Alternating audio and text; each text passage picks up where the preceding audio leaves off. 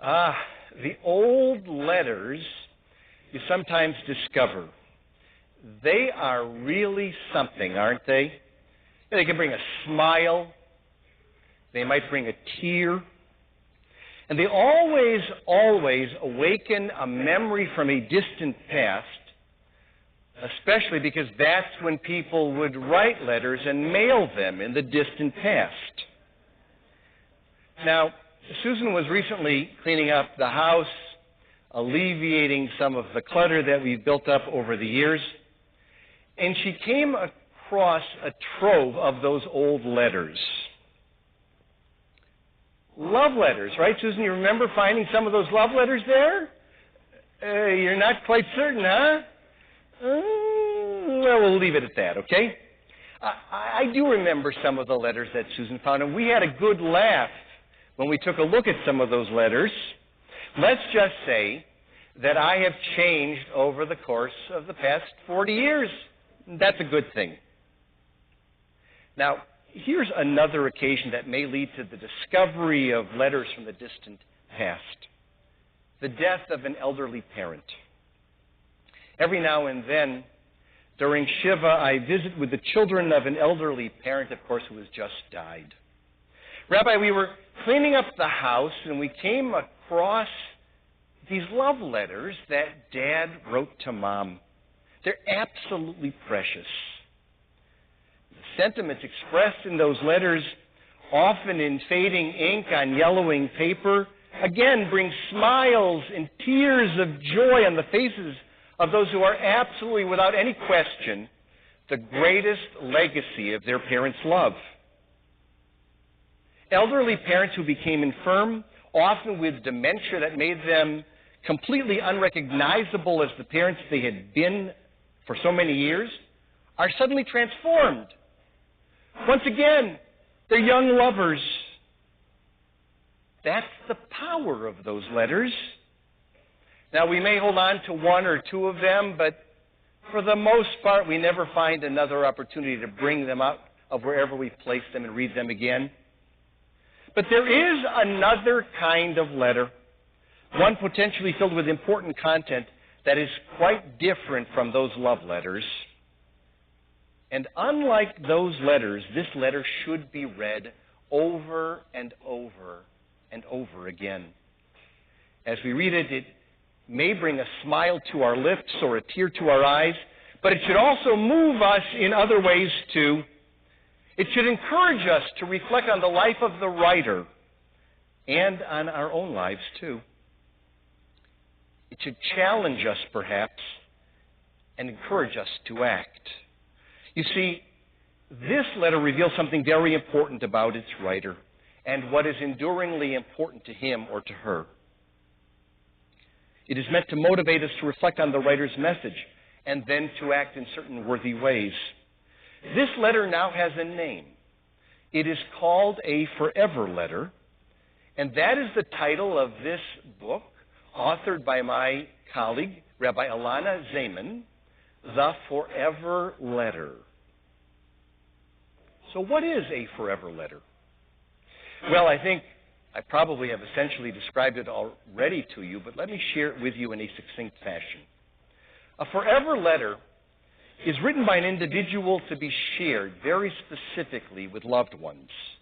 Its purpose is to encourage its recipients to reflect on their own lives in light of the letter's content.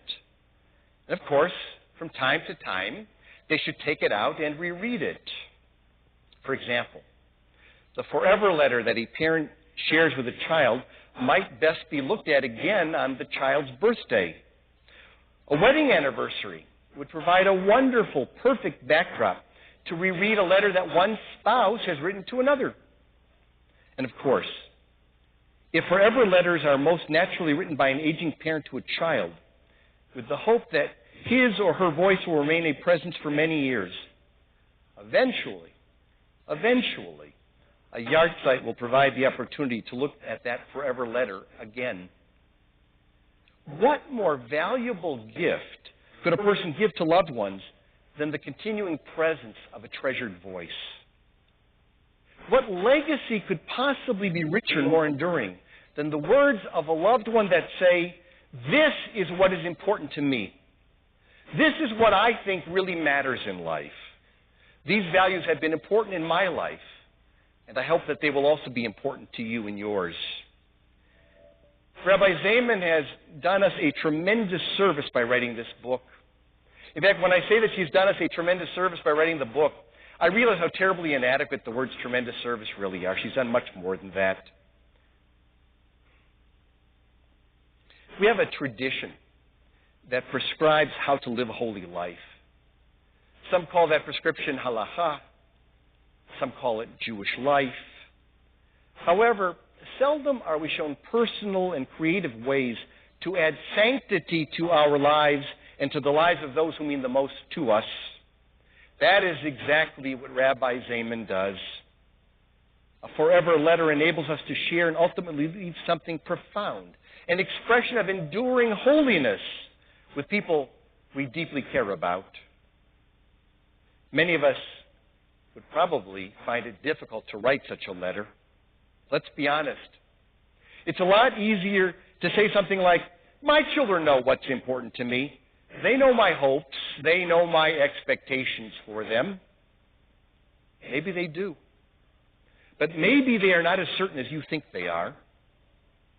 So Rabbi Zayman offers a number of reasons why we ought to get about writing those forever letters.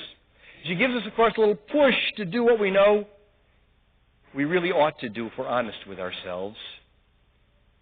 Here are a few reasons Rabbi Zayman shares with us as to why we ought to write those forever letters.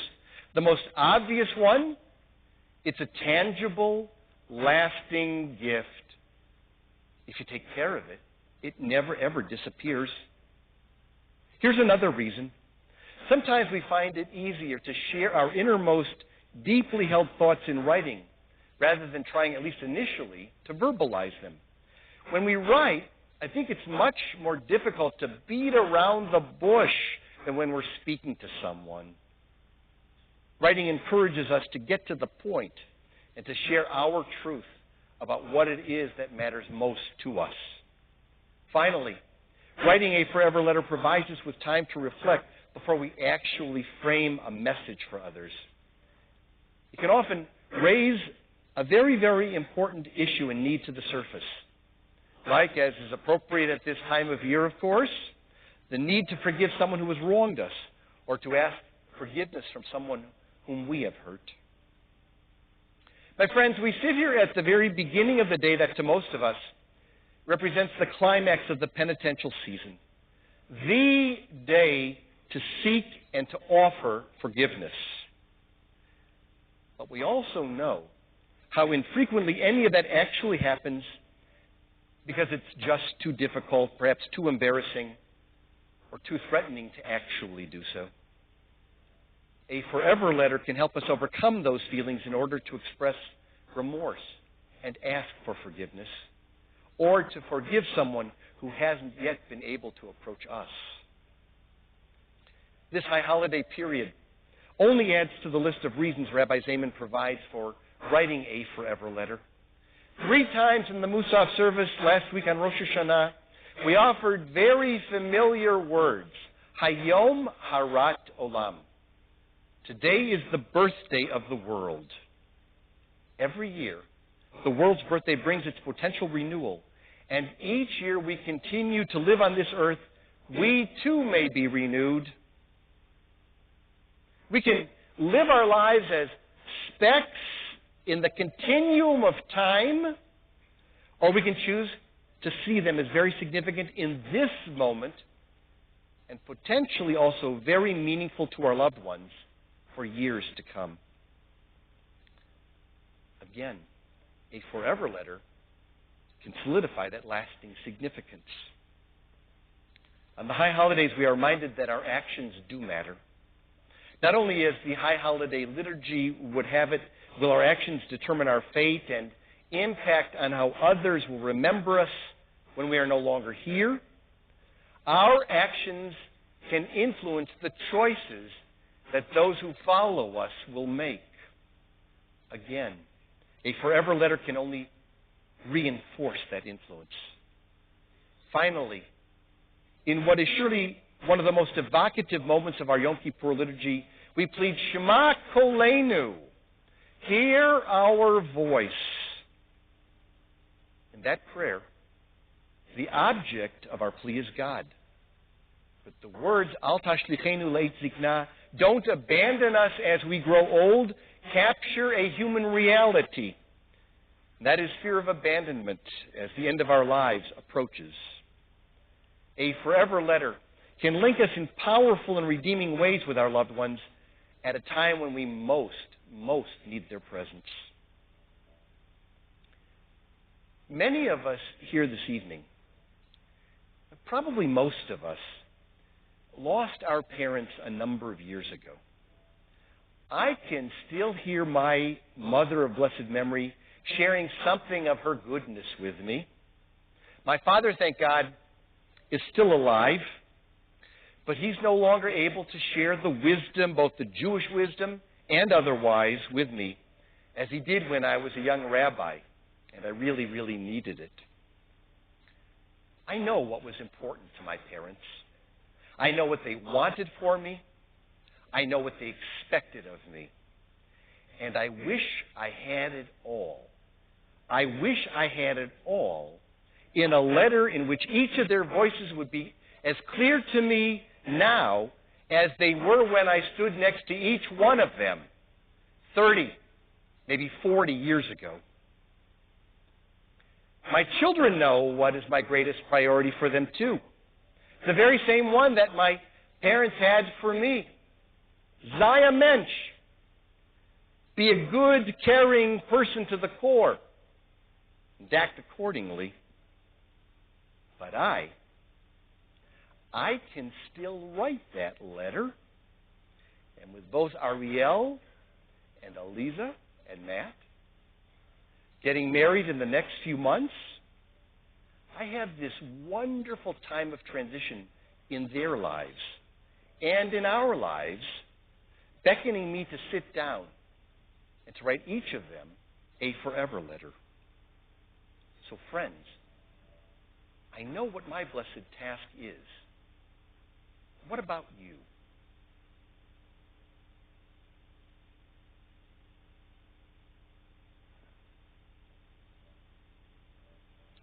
Now, it has often been my tradition in these Kol Nidre sermons to talk about a book. And what do I do when I'm all done talking about the book? I say, I got copies of the book. Now, because I'm such a nice rabbi, I don't have the same number of books that I've had in the past. I have doubled. I have Mr. President, I hope that our budget can take it. But I have doubled the number of the books that I have available to the people who would like a copy of the book. So if you would like it, I don't want anybody to shove anybody out of the way. I don't want to have any accidents occur. These steps, I've noticed, can be a little bit slippery. So take it easy, but at the end of our service this evening, please, I have copies of the book. Not for everybody, but I got copies. Happy to give them out. Thanks very much.